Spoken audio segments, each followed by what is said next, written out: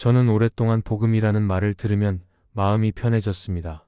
복음은 좋은 소식이고 좋은 소식은 당연히 나를 살릴 거라고 믿었기 때문입니다. 그래서 교회 안에서 어떤 말을 듣든 결국은 다 복음으로 연결될 거라고 생각하면서 지나간 적도 많았습니다. 그런데 시간이 지나고 보니 이상한 순간들이 생기기 시작했습니다. 분명히 예배를 드리고 말씀을 듣는데 마음이 가벼워지기보다 더 무거워지고 하나님을 더 사랑하게 되기보다 자꾸 나 자신을 점검하고 비교하게 되고 기도도 은근히 계산처럼 바뀌어 가는 날들이 있었습니다. 처음에는 제 믿음이 약해서 그런 줄 알았습니다. 제가 더 열심히 하면 해결될 줄 알았습니다. 그런데 어느 날 갈라디아서 1장에서 바울이 다른 복음을 경고하는 장면을 읽다가 마음이 멈추는 것 같았습니다. 복음은 분명히 은혜인데 사람은 그 은혜를 쉽게 조건으로 바꾸고 관계를 쉽게 거래로 바꾸고 결국 예수님을 중심에 두지 못한 채 다른 것을 중심에 두어 버릴 수 있다는 사실이 너무 또렷하게 보였습니다. 그러니까 문제는 복음이 없는 것이 아니라 복음이 조금씩 비틀어져서 마치 복음인 것처럼 들리는 다른 이야기들이 교회 안에 자연스럽게 섞여 들어오는 데 있었습니다. 그 이야기는 선한 의도로 말해지기도 하고 실제로 사람을 붙잡아 주는 것처럼 보이기도 하지만 시간이 지나면 하나님을 바라보는 눈을 흐리게 만들 수 있습니다.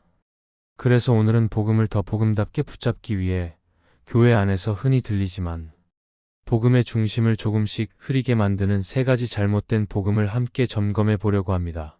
누군가를 공격하려는 시간이 아니라 내 마음이 어디로 기울어졌는지 정직하게 확인하고 다시 예수 그리스도의 십자가와 부활의 자리로 돌아가기 위한 시간으로 붙잡으려고 합니다.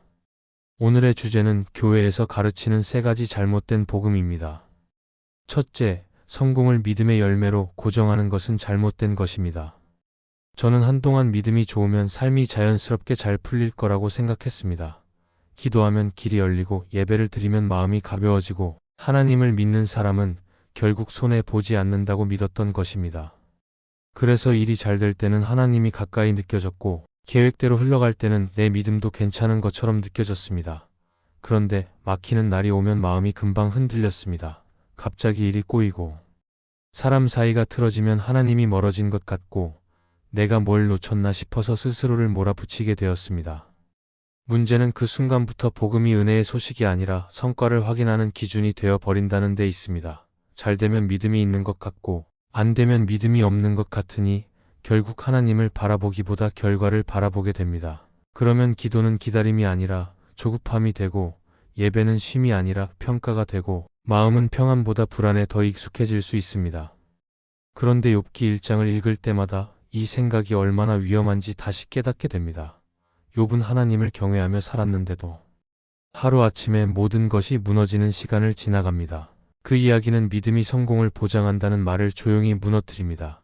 하나님은 욥을 사랑하셨고 그 사랑은 상황이 무너지는 순간에도 사라지지 않았습니다.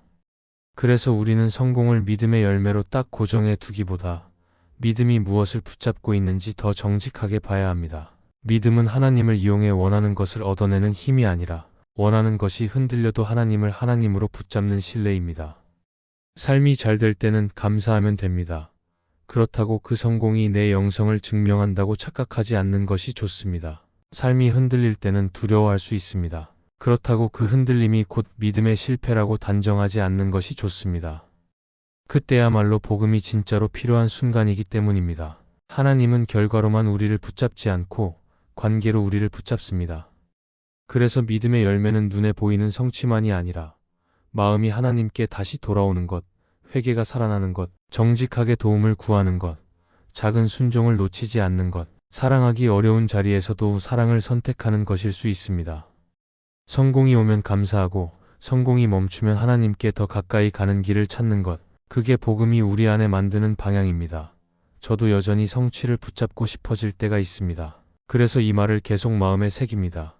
하나님이 주시는 가장 큰 선물은 상황의 변화가 아니라 하나님 자신이라는 사실입니다.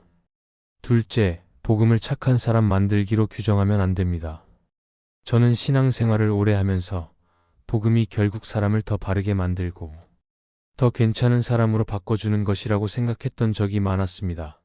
그래서 교회에 다니는 사람이라면 말투가 더 부드러워야 하고 화를 덜 내야 하고 실수도 줄여야 하고 무엇보다 남들에게 본이 되는 모습이 있어야 한다고 스스로를 몰아붙였습니다.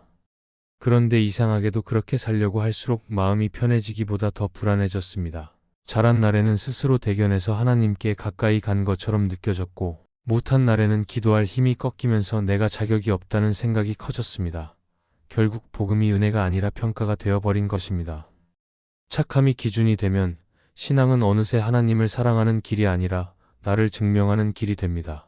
그러면 사람의 시선에 예민해지고 비교가 시작되고 겉은 바른데 속은 점점 메말라 갈 수 있습니다. 누가복음 18장을 읽을 때 그 위험이 더 또렷해집니다.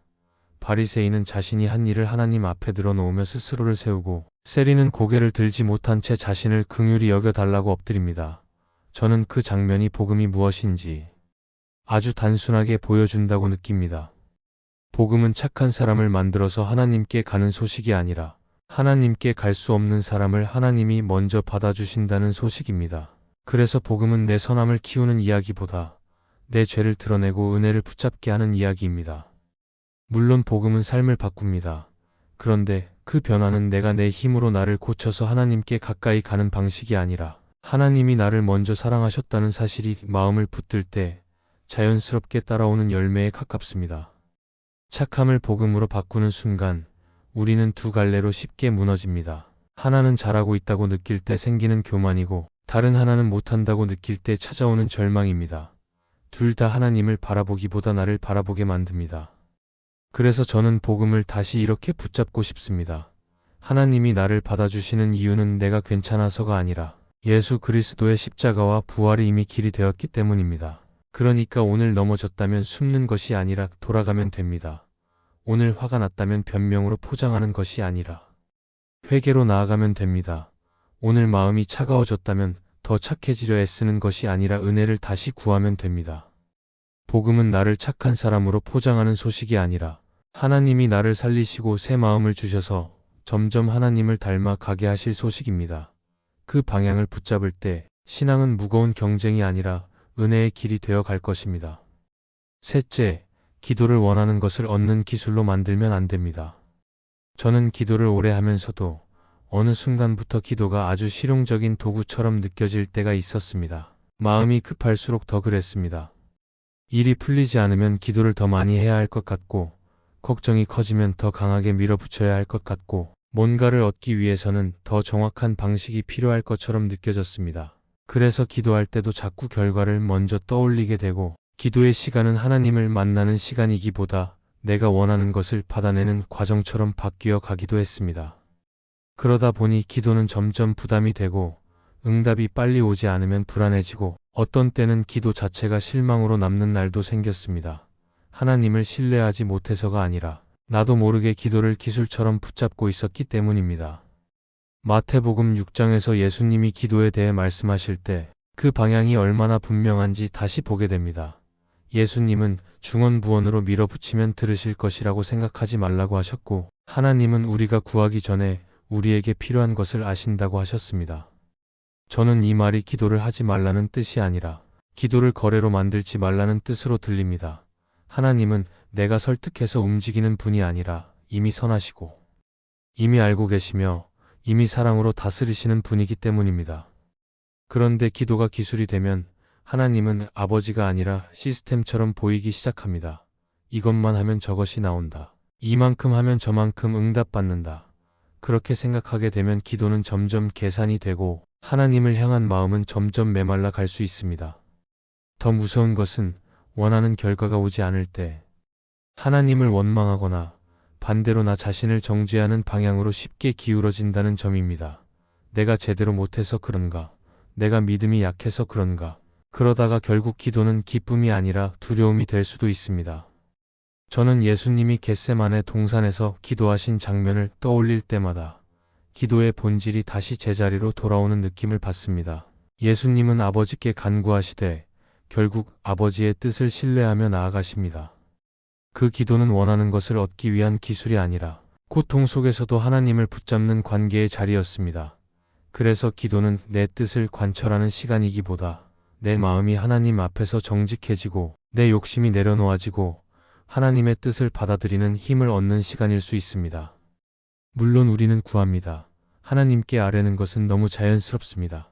그러나 구함의 끝은 내가 원하는 결과를 확보하는 데 있지 않고 하나님을 더 깊이 신뢰하게 되는 데 있습니다. 그래서 기도의 응답은 상황이 바뀌는 것만이 아니라 내가 하나님을 바라보는 눈이 바뀌는 것일 수 있습니다. 길이 열리지 않아도 하나님이 멀어지지 않는다는 확신이 생기고 기다림 속에서도 마음이 무너지지 않도록 붙들림을 경험할 수 있습니다. 그러니까 기도를 기술로 만들지 말아야 합니다. 기도는 하나님을 움직이는 방법이 아니라 하나님과 함께 걸어가는 길입니다. 하나님은 내가 정확한 문장을 말해서 응답하시는 분이 아니라 자녀의 신음까지 들으시는 아버지이십니다. 그래서 기도는 잘해야 하는 일이기보다 계속 돌아가야 하는 자리입니다. 그 자리에서 우리는 하나님을 더 사랑하게 될 것이고 하나님이 무엇을 하시든 선하신 분이라는 사실을 조금씩 더 믿게 될 것입니다. 이 말씀이 마음의 은혜가 되었다면 좋아요와 구독으로 함께 해주세요. 그리고 댓글에 아멘이라고 남겨주시면 하나님의 은혜가 더 많은 사람들에게 전해질 수 있습니다. 오늘 하루도 하나님의 은혜가 삶 가운데 함께하기를 바랍니다.